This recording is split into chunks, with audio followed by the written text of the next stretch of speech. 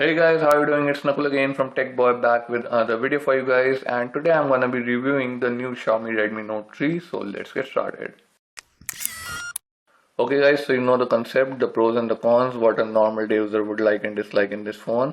But before I start this review, I'll tell you that this is a 16GB variant which has 2GB of RAM. So we're gonna be reviewing this device, so let's start with the pros, the good things. And the first thing that I like about this phone is the price of this device. It costs only 10,000 rupees, and the specification and everything we are getting at that price is just amazing.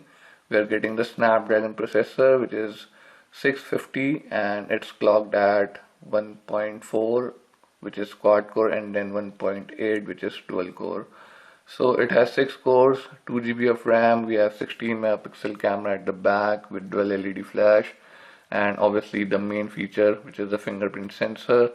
And then we have the front camera, which is a 5 megapixel, 5.5 inches of display, which is full HD. And then we have the option to install micro SD card. We have the infrared IR blaster right over here, and yep, it's a pretty great phone. So that's the first thing that I like about this phone, the price and everything we are getting at that price. Moving on to the second thing that I like about this phone is something that I just mentioned earlier, which is the fingerprint sensor. Now at 10,000 rupees we are getting this fingerprint sensor which works really well and it's really sensitive. Just lock the phone and touch it. Here we go. Lock it again. Here we go. So as you can see, it works really well, and that's the second thing and one of the main feature of this device that I like, the fingerprint sensor. Next thing, the third thing that I like about this phone is the performance of this device, and it performs really well. I didn't face any lags, no jitteriness, no sluggishness. It's really smooth as you can see and performs flawlessly. However, there's one little glitch, and that's cause of the RAM, I suppose, but that I will tell you in the cons part. But apart from that little thing, the phone performs really well, and I had no issues or no complaints about the performance of this device. Now moving on to the fourth thing that I like about this phone is the battery of this device, which is 4000 mAh guys, and it performs really well. With normal usage I got around 32 to 36 hours of battery backup, which is really amazing if you ask me. And the screen on time was around 6 hours to 7.5 hours, which is again pretty great. So that's the fourth thing that I like about this phone. The battery is really great guys. Let's move on to the fifth thing that I like about this phone is that this phone has IR blaster right over here, as you can see. Means this can be used as remote for various devices. You just have to open the MI remote. As you can see, you can add remote and it can be turned into a remote of a TV, AC and various other things. So that's pretty cool. I'm not going to show you everything right now because that would take even more time, but yes, this phone has this feature. It has infrared and you can use this phone as a remote to various devices. So that's a pretty good feature. Now talking about the sixth thing which I like about this phone is really small but important, which is the light in the capacitive keys, as you can see, and this phone has it. Now many phones at this price range doesn't come with the light and capacitive keys, so that's pretty great that this phone has it. So you can see the keys in dark area or maybe at night when you're in your room with your lights turned off. So the light and capacitive keys are really helpful in those conditions. Now moving on to the seventh thing that I like about this phone is the music quality in the headphones guys, which is really nice.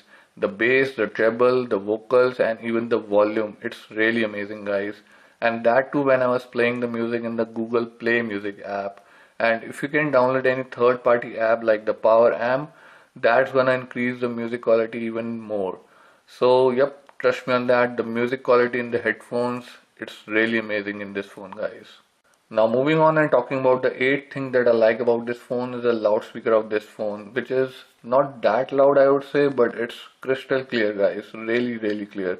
You can hear each and every treble, every vocals and everything. It's really nice. Plus the loudness is pretty decent too. If you have heard the loudspeaker of OnePlus One and you call it 100, then this is around 65 or 70%. So yeah, it's loud but not that loud, but it's really clear and I really like the loudspeaker of this device. No complaints whatsoever. And talking about the last thing, the ninth thing that I like about this phone are some software related features. So I'm not gonna go in too much depth about them, but as you can see, like this notification bar, you have all the shortcuts right over here, brightness slider, so that's cool. Plus if you go in the settings, you have notifications, you can manage all that right over here. Then you have themes, and you have do not disturb, light mode for elderly people. Then you have child mode and additional settings.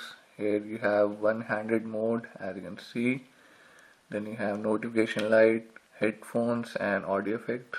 These will turn on when you plug in any headphones. So again, pretty cool. Then you have buttons. You can configure these capacitive buttons and all that. And then you have developer options which you have to unlock and all those stuff. So yeah, bunch of options software wise. Not gonna go into much depth, but that's the ninth thing and also the last thing that I like about this phone. So those are the pros, guys. Now before I move on to the cons part, as usual, let's talk about the camera now. So here we go, and right now I'm not gonna show you the camera interface because that would take even more time, but if you wanna see that, then click right over here. This is the unboxing video of this phone in which I showed the whole camera interface. So if you wanna see that, click right over here, guys. Anyways, now let's talk about the picture quality, which is really nice outdoors, in daytime and in natural light. Even indoors it's nice if it's in well lit area, but as soon as you go in low light, the camera starts to struggle a lot, guys. Anyways, here are the picture samples.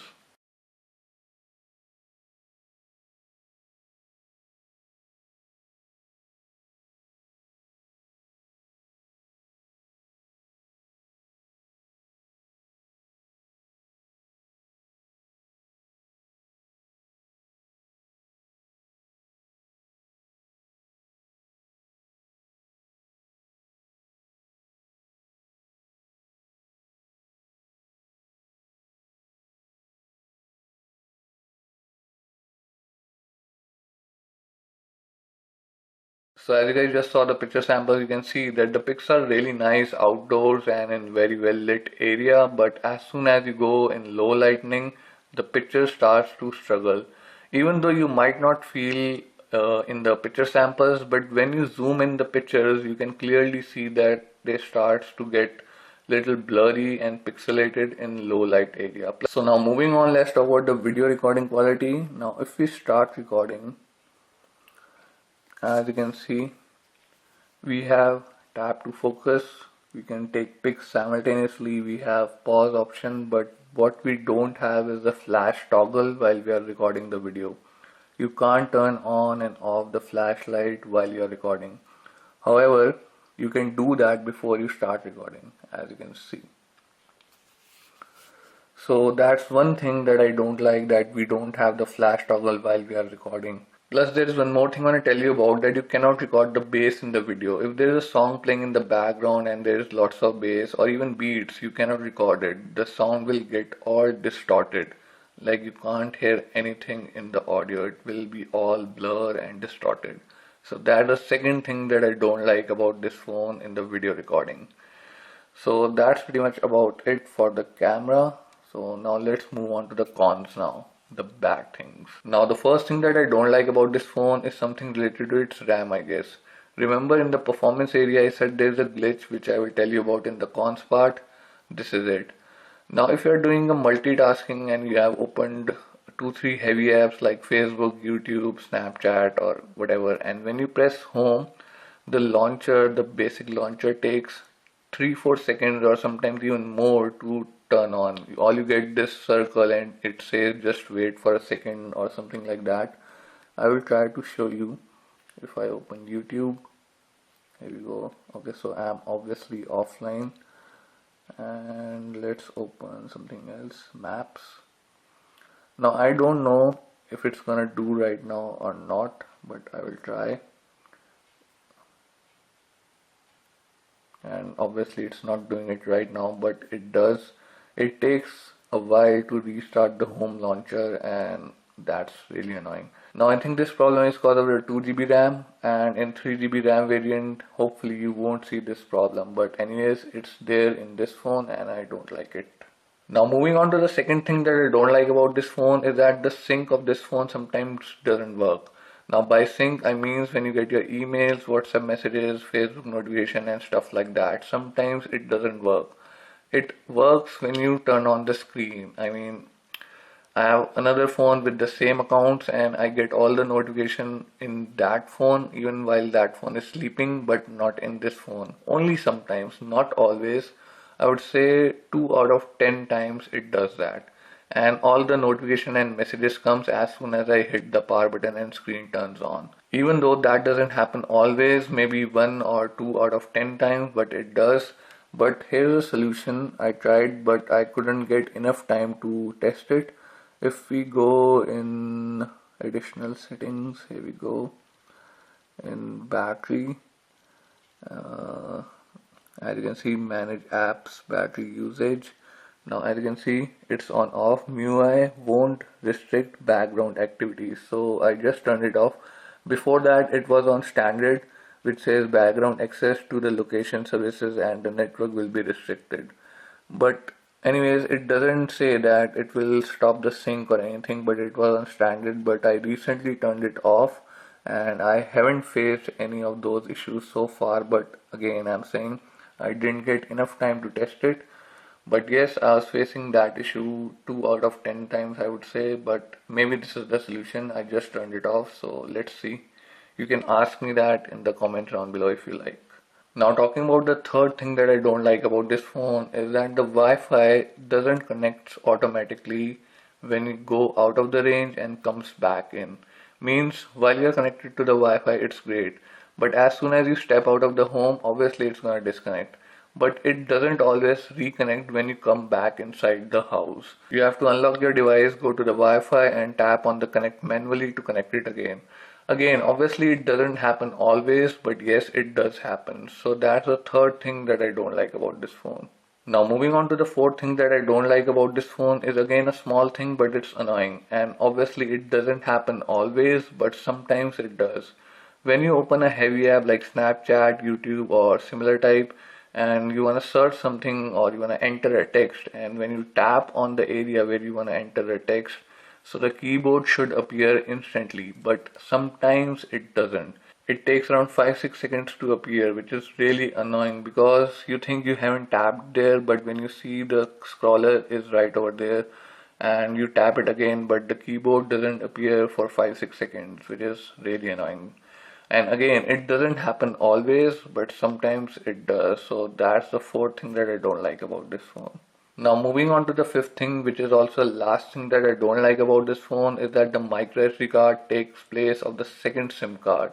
Again, that's not a big deal, but for some people it is. The people who use both the SIM card and need the micro SD card as well, for them it's a deal breaker for sure. So that's the fifth thing and also last thing that I don't like about this phone. So those were the pros and cons, guys, and also the camera part. Now there's only one thing I want to tell you about this phone, and that is the call quality, which is really nice. I would rate it around 8.5 out of 10 in terms of call quality. The loudness and the clarity of the headset is pretty good and decent, so no complaints at that. So yep, that's pretty much it. This was the honest video of the new Xiaomi Redmi Note 3. If you guys have any question, comment, suggestion, put it in the comments down below. I will try my level best to help you out, guys. And again, you can follow me on the Facebook page, the link is in the description, and you can also catch me on my new YouTube channel. The link is over here, click over here, or again in the description as well. So yeah, thank you for watching, guys, and I will see you next time.